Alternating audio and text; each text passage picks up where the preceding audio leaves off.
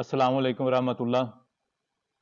पिछले दौर ਦੇ ਵਿੱਚ ਥੋੜਾ ਪਿੱਛੇ ਜਾਈਏ ਨਾ ਕੋਈ 20-30 ਸਾਲ ਤੇ ਬੀਏ ਦੀ ਤਾਲੀਮ ਜਿਹੜੀ ਹੈ ਨਾ ਉਦੋਂ ਬੜੀ ਵੱਡੀ ਤਾਲੀਮ ਗਿਣੀ ਜਾਂਦੀ ਸੀ। ਕਿਸੇ ਮੁੰਡੇ ਨੇ ਅਗਰ ਬੀਏ ਕੀਤਾ ਹੁੰਦਾ ਸੀ ਨਾ ਤੇ ਇੰਜ ਮਹਿਸੂਸ ਹੁੰਦਾ ਸੀ ਪਤਾ ਨਹੀਂ ਇਹਨੇ ਕੀ ਕੀਤਾ ਹੈ, ਐਮਫਿਲ ਕੀਤਾ ਹੈ ਕਿ ਇਹਨੇ ਪੀਐਚਡੀ ਕੀਤੀ। ਜਿਸ ਤਰ੍ਹਾਂ ਇਸ ਤਰ੍ਹਾਂ ਇੱਕ ਲੜਕੀ ਸੀ ਤੇ ਉਹਦਾ ਰਿਸ਼ਤਾ ਹੋ ਗਿਆ ਤੇ ਉਹ ਜਿਹੜੇ ਮੁੰਡੇ ਨਾਲ ਉਹਨਾਂ ਰਿਸ਼ਤਾ ਕੀਤਾ ਉਹਨੇ ਬੀਏ ਕੀਤਾ ਸੀ। ਬੀਏ ਜਿਹੜੀ ਤਾਲੀਮ ਹੈ ਉਹ ਸੁਣ ਕੇ ਤੋਂ ਘਰ ਵਾਲੇ ਬੜੇ ਖੁਸ਼ ਸੀ। ਕੁੜੀ ਵਿਆਹ ਦਿੱਤੀ। ਮੈਂ ਗੱਲ ਲੰਮੀ ਨਹੀਂ ਕਰਦਾ, ਇਨਸ਼ਾਅੱਲਾ ਮੁਖਤਸਰ ਕਰਾਂਗਾ, ਤੁਹਾਡੇ ਸਾਹਮਣੇ ਸਾਰੀ ਗੱਲ ਵੀ ਆ ਜਾਏ।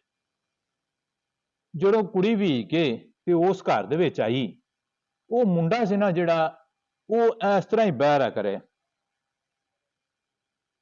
ਕੋਈ ਗੱਲ ਨਹੀਂ ਕਿਸੇ ਨਾਲ ਕਰਨੀ।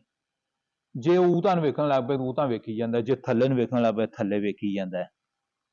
ਉਹ ਕੁੜੀ ਨੇ ਸੋਚਿਆ ਵੀ ਖਰੇ ਜਿਹੜੇ ਬੀਏ ਕਰ ਲੈਂਦੇ ਨੇ ਉਹ ਇਹ ਜਿਹੇ ਹੁੰਦੇ ਨੇ, ਵੀ ਇਹਨੇ ਬੀਏ ਕੀਤਾ ਇਹਦੇ ਤਾਂ ਐਵੇਂ ਕਰਦਾ। ਜੇ ਉਹਨੂੰ ਆਖਣਾ ਨਾ ਕੁਛ ਹੈ ਉਥੋਂ ਫੜਾ ਦੇ ਤੇ ਉਹਨੇ ਆਰਾਮ ਨਾਲ ਨਾ ਉਹ ਲੱਗਿਆ ਜਾਣਾ ਤੇ ਉਹ ਸ਼ੈ ਲਿਆ ਕੇ ਉਹਦੇ ਰਾਹ ਦੇ ਤੇ ਫਿਰ ਆਪ ਨੇ ਇਸ ਤਰ੍ਹਾਂ ਬੈਠਾ।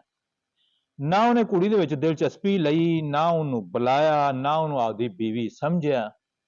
ਕੁੜੀ ਕੋ 10-20 ਦਿਨ ਗੁਜ਼ਾਰ ਕੇ ਤੇ ਜਦੋਂ ਘਰ ਮਾਂ ਕੋਲ ਆਈ ਤੇ ਉਹ ਬੜੇ ਅੱਛੇ ਖਾਨਦਾਨ ਦੀ ਲੜਕੀ ਸੀ। ਉਹਦੇ ਅੱਬੂ ਨੇ ਜਿਹੜਾ ਨਾ ਕਾਫੀ ਮਾਲ ਮਵੇਸ਼ੀ ਰੱਖੇ ਸੀ ਤੇ ਉਹਨਾਂ ਨੂੰ ਉਹ ਜਿਹੜਾ ਨਾ ਪੱਟੇ ਪੁੱਠੇ ਪਾਉਂਦੇ ਸੀ ਤੇ ਜਿਹੜਾ ਦੁੱਧ ਹੁੰਦਾ ਸੀ ਉਹ ਵੇਚ ਕੇ ਤੇ ਆਪਣੀ ਅੱਛੀ ਜਿਹੜੀ ਨਾ ਗੁਜ਼ਰ ਔਕਾਤ ਕਰ ਲੈਂਦੇ ਸੀ। ਵੀ ਕਾਫੀ ਅੱਛਾ ਘਰ ਸੀ ਤੇ ਪੜ੍ਹਿਆ ਲਿਖਿਆ ਸੀ। ਇੱਕ ਦਿਨ ਉਹ ਕੁੜੀ ਜਿਹੜੀ ਨਾ ਬਾਹਰ ਇਸ ਤਰ੍ਹਾਂ ਆਪਣੇ ਖੇਤਾਂ ਤੇ ਚਲੀ ਗਈ ਤੇ ਉਹਦਾ ਅੱਬੂ ਜਿਹੜਾ ਉਹ ਮਾਲ ਜਿਹੜਾ ਨਾ ਉਹ ਖੁਰਲੀਆਂ ਤੋਂ ਜਿਹੜਾ ਨਾ ਰੱਜ ਜਾਏ ਨਾ ਜਦੋਂ, ਤੇ ਉਹ ਪੱਠੇ ਪਾ ਕੇ ਤੇ ਜਦੋਂ ਰੱਜ ਲੈਂਦੇ ਨੇ ਫਿਰ ਪਿਛਲੇ ਕਿੱਲਿਆਂ ਤੇ ਕਰ ਦਿੰਦੇ ਨੇ ਜਿੱਥੇ ਆਰਾਮ ਕਰਦੇ ਨੇ ਡੰਗਰ। ਉਹਨਾਂ ਦੇ ਵਿੱਚੋਂ ਨਾ ਇੱਕ ਵੱਛਾ ਸੀ, ਉਹ ਜਦੋਂ ਉਹਨੇ ਅੱਗੋਂ ਖੋਲਿਆ ਤੇ ਉਹ ਛੁੱਟ ਗਿਆ। ਹੁਣ ਜਿਹੜੇ ਵੱਛੇ ਹੁੰਦੇ ਨੇ ਤੇ ਗਾਵਾਂ ਇਹ ਦੌੜ ਬੜੀ ਲਾਉਂਦੀਆਂ ਨੇ, ਉਹ ਕਦੀ ਇਸ ਤਰ੍ਹਾਂ ਜਾ ਰਿਹਾ ਕਦੀ ਐਂ ਜਾ ਰਿਹਾ।